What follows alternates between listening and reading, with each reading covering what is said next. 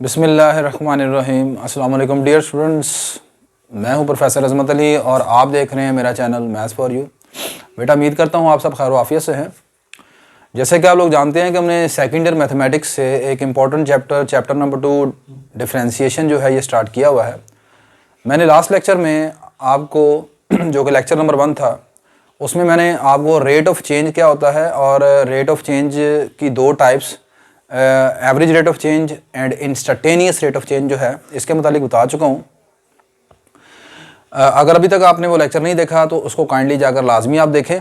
मैंने इस पूरे चैप्टर की जो प्लेलिस्ट है उसका लिंक डिस्क्रिप्शन बॉक्स में रख दिया है, आप उस लिंक पर क्लिक करके पूरे चैप्टर की वीडियोस को देख सकते हैं। अच्छा, आज के लेक्चर में बेटा हमारा जो टॉपिक है वो है कि डेरिवेटिव वर्सेस टू डिफरेंशिएशन। आप डेरिवेटिव में और डिफरेंशिएशन में क्या फ़र्क होता है इसके मुतालिक यहाँ पर हम डिस्कशन करेंगे। तो इम्पोर्टेंट कंसेप्चुअल टॉपिक है, ठीक है। तो छोटा सा ये लेक्चर होगा, इसमें जो चीज़ें इस्तेमाल होंगी वो रेट ऑफ चेंज है, दूसरा इसमें यहाँ पर स्लोप का जिक्र करूँगा। इन दोनों के मुतालिक मैं कम्प्लीटली फुली डिटेल से लास्ट लेक्चर में बता चुका हूँ, इसलिए लास्ट लेक्चर अगर आप देख लेते हैं तो ये वाला लेक्चर आपके लिए समझना ज़्यादा आसान हो जाएगा। तो चलते हैं डेरिवेटिव की तरफ कि डेरिवेटिव को आप किस तरह डिफाइन करते हो। डेरिवेटिव की बेटा डेफिनेशन ये होती है, it is the rate of change. ये रेट ऑफ चेंज है। अब रेट ऑफ चेंज क्या होता है ये मैं लास्ट लेक्चर में आपको बता चुका हूँ। It is the rate of change of dependent variable with respect to an independent variable.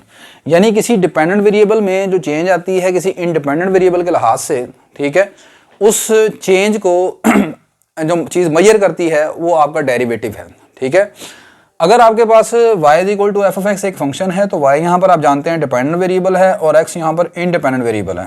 Then derivative of y with respect to x, तो ऐसी सूरत में y का जो डेरिवेटिव होगा with respect to x is denoted by, तो उसको आप derivative को dy बाई डी एक्स से डिनोट करोगे एंड फाइंड एज, और उसका जो फार्मूला है वो ये होता है डेरिवेटिव का dy by D X equal है limit delta X approaches to zero. Delta X क्या है? एक रियल नंबर है, that is that approaches to zero. यानी डेट अप्रोचेस टू जीरो का मतलब है, आपने लास्ट चैप्टर में लिमिट का कॉन्सेप्ट पढ़ चुके हैं। जब आप लिखते हैं कि delta X approaches to zero है तो इसका मतलब ये है कि डेल्टा एक्स एक रियल नंबर है विच is very nearly close to zero. मिसाल के तौर पर आप डेल्टा एक्स ले सकते हैं 0.0001, ठीक है। तो डेरिवेटिव मालूम करने का फार्मूला ये है F of x plus delta x minus F of x over delta x. तो ये फार्मूला हम यूज़ करेंगे डेरिवेटिव कैलकुलेट करने के लिए अपने आने वाले क्वेश्चंस में। अगली चीज़ ये है कि डेरिवेटिव का जो कॉन्सेप्ट है ज्योमेट्रिकली या ग्राफिकली, ये ग्राफ में अगर आप देखेंगे या ज्योमेट्रिकली देखेंगे तो डेरिवेटिव किस चीज़ को रिप्रेजेंट करता है उस चीज़ को देखते हैं। Geometrically derivative of F of X shows instantaneous rate of change. Actually किसी फंक्शन में जो इंस्टेंटेनियस चेंज आती है किसी पॉइंट के ऊपर, ठीक है, वो चीज़ कहलाती है डेरिवेटिव, ठीक है। तो इसलिए मैंने बताया कि यहाँ पर लफ्ज़ आया इंस्टेंटेनियस रेट ऑफ चेंज का, और ये मैं लास्ट लेक्चर में बता के आया हूँ कि इंस्टेंटेनियस रेट ऑफ चेंज क्या है। अच्छा, particular examples of derivative. Derivative की जो पर्टिकुलर एग्जांपल्स हैं यानी स्पेशल एग्जांपल जो हैं, ठीक है, वो उनमें पहली चीज़ आपकी वेलोसिटी है। वेलोसिटी की डेफिनेशन आप जानते हैं, rate of change of displacement with respect to time T, कि डिस्प्लेसमेंट में जो चेंज आती है टाइम टी के लिहाज से उसे आप वेलोसिटी कहते हैं। तो यहाँ पर देखेंगे velocity is the special type of derivative, ठीक है। तो डेरिवेटिव वेलोसिटी मेजर करने के लिए आपने कौन सी टर्म इस्तेमाल कर रहे हैं? डेरिवेटिव को इस्तेमाल कर रहे हैं, ठीक है। इसलिए मैथमेटिक्स के मुतालिक मैंने लास्ट लेक्चर में भी आपको बताया था कि मैथमेटिक्स जब भी बात करता है जर्नल बात करता है, ठीक है। कि फिजिक्स में एक एग्जांपल पड़ी हुई है डेरिवेटिव की और वो एग्जांपल क्या है? वेलोसिटी की। या दूसरी एग्जांपल है एक्सेलरेशन की। एक्सेलरेशन आप जानते हैं किस तरह डिफाइन करते हैं, किसी वेलोसिटी में जो चेंज आती है टाइम टी के लिहाज से उसे आप एक्सेलरेशन बोलते हैं, और उसे रिप्रेजेंट करेंगे dy बाई डी टी से, और डिस्प्लेसमेंट में जो चेंज आएगी टाइम टी के लिहाज से उसे आप डिनोट करेंगे वेलोसिटी से, ठीक है। तो velocity and the acceleration are the examples of derivative. अगली चीज मैंने लिखा जी, sometime we may use following formula to find derivative of the function at point A. किसी पॉइंट ए के ऊपर डेरिवेटिव मालूम करने के लिए समटाइम आप ये भी फार्मूला इस्तेमाल कर सकते हैं, F dash A is equal to limit X approaches to zero F of X limit X approaches to A F of X minus F of A over X minus A, ठीक है। अब ये वाला formula और ये वाला formula तकरीबन same है, इनमें कोई फ़र्क नहीं है, ठीक है। ये जो फार्मूला है ये आपके पास जिस इंटरवल के ऊपर आपने डेरिवेटिव मालूम किया है वो इंटरवल आपका ये है एक्स से स्टार्ट होकर एक्स प्लस डेल्टा एक्स तक जा रहा है, ठीक है। ये जो डेरिवेटिव का फार्मूला आपने बनाया है, ये आपने इस इंटरवल के ऊपर बनाया हुआ है। ये कैसे बना है, पहले आपने फंक्शन की एफ की वैल्यू मालूम की है ये फाइनल पॉइंट के ऊपर, उसे लिख लिया F of x plus delta x minus, फिर एफ की वैल्यू मालूम की है जो इनिशियल पॉइंट है यानी एक्स, वो एफ ऑफ एक्स आ गया, डिवाइडेड बाय डेल्टा एक्स कैसे आया है, इस बड़े पॉइंट में से छोटे पॉइंट को माइनस कर दिया आपने, फाइनल माइनस इनिशियल, तो final x plus delta x है, उसमें से एक्स माइनस करेंगे तो क्या बचेगा, डेल्टा एक्स बचेगा।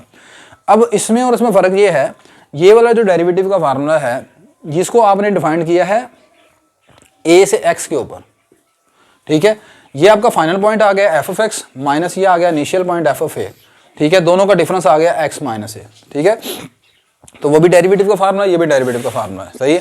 अच्छा, graphically derivative of F of X shows slope of the tangent line at point P X Y.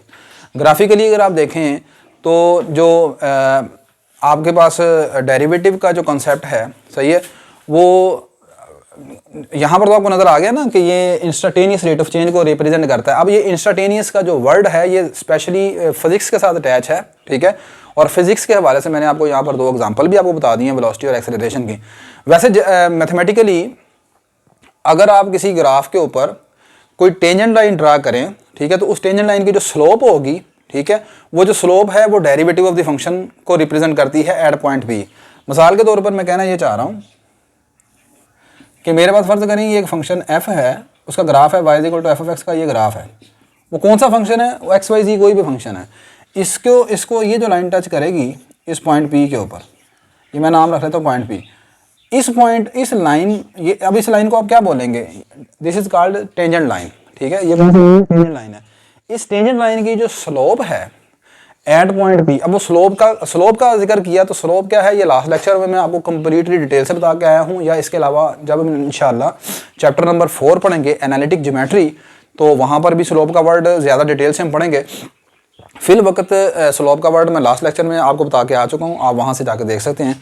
तो मैंने लिखा कि graphically derivative of F of X shows slope of the tangent at point P X Y, यानी ये जो tangent line है इसको eight point P पर जो इसको टच कर रही है, टेंजेंट लाइन किसे कहते हैं, ऐसी लाइन को जो किसी ग्राफ को किसी एक पॉइंट पर टच करती है।